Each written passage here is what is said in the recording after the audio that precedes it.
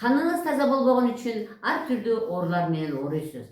Қан бул организмдин негизги кыймылдаткычы.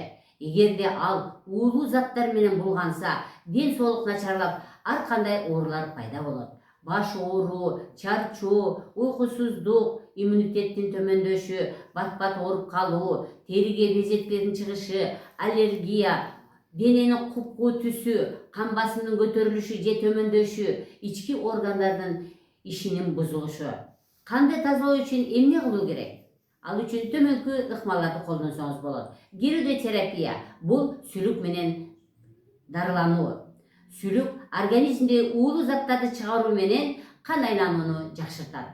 Лимфодренаж массажын алуу керек. Лимфа системасын тазалап жана ашыкча суюктукту чыгарып берет.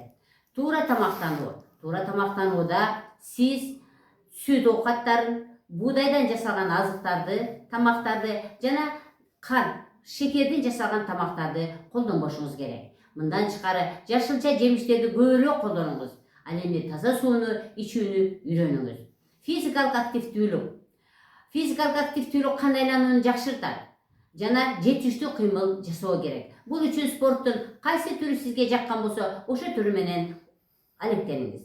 Фитотерапия бул табигый чөптөр менен организмди тазалоо. Мен доктор Бапаева, врач-натуропат, гирудотерапевт жана лимфолог катары сизге каныңызды табигый жолдор менен тазалоого жардам берем. Ден соолук эң чоң байлык, аны сактоо үчүн кечикпей кан көрүңүз. Кыргызда эң жакшы айткан, кан таза болсо, жаныңыз таза болот деп. Кан барган жерде дат жатпайт деген. Демек, каныңызды тазалаңыз.